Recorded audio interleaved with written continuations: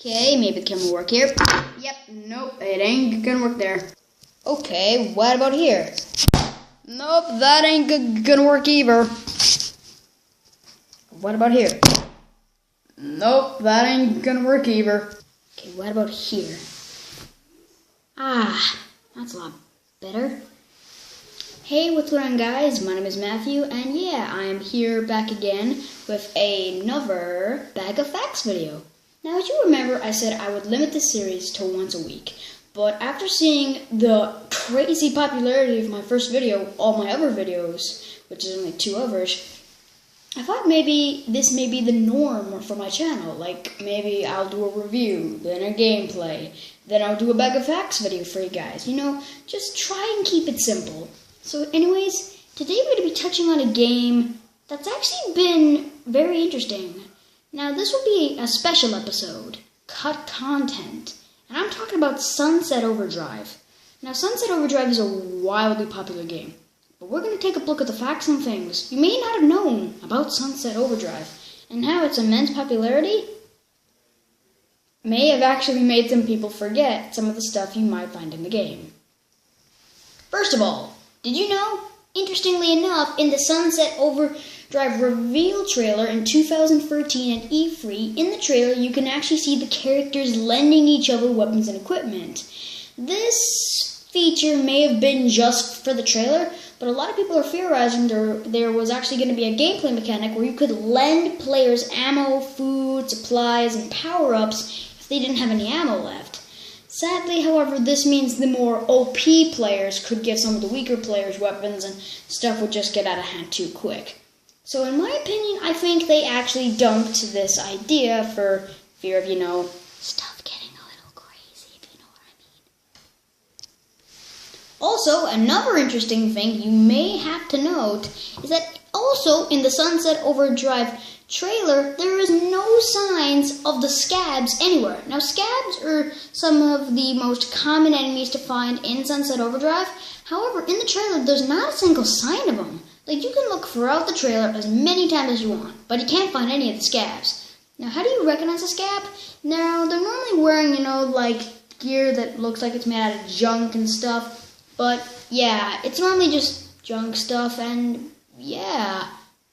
At this stage in the game, the scabs may have never been planned to be in it, but yeah, it's still actually quite interesting to see that the scabs made it into the game. Wow. Also, there are actually multiple shoutouts to Assassin's Creed in this game. In Sunset Overdrive, if you go to the highest possible point in the game and look down, your character will say, I wonder if there's a bale of... He'll say, I wonder if there is a bale of hay at the bottom, referencing the famous leap of faith in Assassin's Creed, where your main character will jump from the highest point of the map into an enormous bale of hay. Speaking of Assassin's Creed, if you go to all the viewpoints in the map via binoculars, you can actually unlock Assassin's Creed gear known as killer gear. However, while the killer gear looks cool at first, it ain't that good. You have some dumb guitar on your back, and you have a teddy bear at the front, so it looks kind of goofy. These next 2 differences I'm going to point out were really different. Like, no one knew about these if they hadn't seen Sunset Overdrive.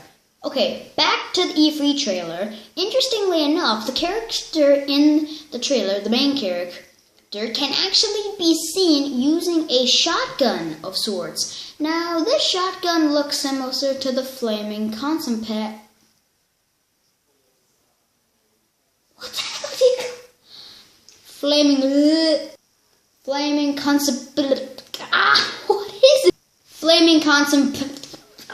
Just say the line. Say the line. Flaming concentrator. Now, interestingly enough, the weapon looked a lot different in this trailer. It looked more like a normal shotgun, but did you know that this shotgun might have been a combination of the Dirty Harry pistol and the Flame Concentrator? Now, interestingly enough, these 2 weapons both look very similar, and Interestingly enough, the famous thing about the Dirty Harry pistol is that whenever you shoot it, it'll shoot these golden bullets that have smiley faces apparently painted onto them. These bullets can also be seen coming out of the flaming concentrator gun. You know, the beta one.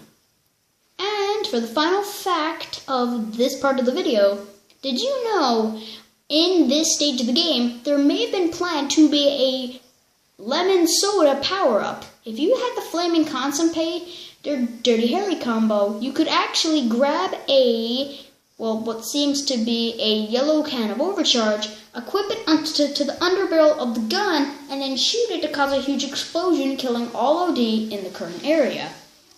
Now, another thing I've been getting a lot of requests for are longer videos. A lot of people have been saying that my videos should be longer, more length, and more fun. So, we're going to be talking about 2 games this episode. We just touched on Sunset Overdrive. Now we're going to be touching on the Simpsons Hit and Run. The Simpsons Hit and Run. Oh boy, how do I explain this game? It's a hidden gem. It really is a hidden gem. Now, let's get started into the video. I should probably be looking over there.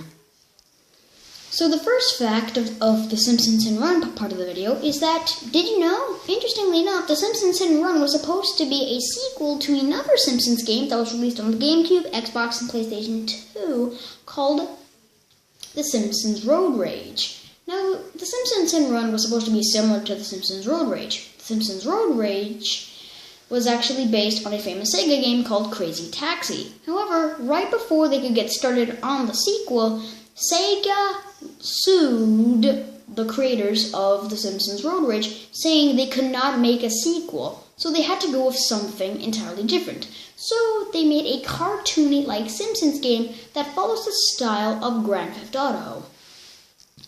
When the kicking combat mechanic was added to The Simpsons Hit and Run, the makers of the game actually made a rule. When the maker of the series, Matt Groening, was in the room, they swore they would never use the kick mechanic on Marge. However, when they showed the kicking mechanic to Matt Groening, and I quote, he literally kicked the crap out of her, all the way down to the Quickie Mart and back. There is a problem with this, however. It's actually impossible to consecutively kick Marge all the way down to the Quickie Mart and back, because when you kick characters or cars in the Simpsons Hit and Run, your hit and run meter fills up. Meaning, it's actually impossible to kick Marge all the way down to the Quickie Mart and back. However, there is a theory for this. Everyone theorizes that before the mechanic, I'm doing rubbish. People theorize that they showed Matt Groening this kicking mechanic before the hit and run mechanic was made. Basically, with the hit and run mechanic, if you caused too much mayhem, the cops would come after you, such as kicking NPCs or kicking characters. It's theorized that apparently, when they showed Matt Groening this, the system hadn't been invented yet or perfected yet. Interestingly enough, there's a cut card from the game that can only be found via cheat codes. Oh my god, I'm doing rubbish. This cut car is actually an ice cream truck with Marge's head on it. Through cheat codes and exploits, you can actually get outside the map using a car honk cheat. When you hit the honk button on your controller, it allows the car you're currently using to jump. In stages 1, 4, and 7, you can actually use this cheat in order to jump outside the map and get to a hidden area. Inside this area are a bunch of cut pictures and earlier models of Lisa and Apu before they were ever put in the game. Hey, did you know, interestingly enough, there is actually a bunch of costumes, references, and collectible cards, and even cars that are actually from the official Simpsons series. This was done because the creators of the game wanted to feel like you were actually playing a Simpsons game. So they took a bunch of cars, designs, and even famous quotes and collectibles from the actual episodes and put them into this. Fun fact! Did you know, in specific versions of the game, there are cut pieces of lines, some including Apu and some including Homer. These lines were cut because people was scared, because the makers of the game were scared they would anger some people. Also, other fun fact, did you know, interestingly enough, there's actually a cut level in the game's code that can never be accessed, called Land of Chalk. Apparently this level would have had Homer accidentally drinking radiated beer and started hallucinating that he was in a land filled with chocolate. This was never put in the game. What the heck? I'll be back. However, while there was not a land of chalk in the game, in another Simpsons game titled The Simpsons Game made by EA, the first level in the entire game is called Land of Chocolate. And that'll be it for today's video. I'm very sorry, I made a lot of mistakes. It's like 10 past 9 right now. I'm really tired. I was up late last night and I just haven't been getting the proper rest I should be. Oh boy, this may have not been a good idea, but anyways, I'll see you guys tomorrow, and I will be doing a Sunset Overdrive episode. And yeah, also, I will be doing a collab with Adam McLaughlin, my best friend. So I will see you tomorrow.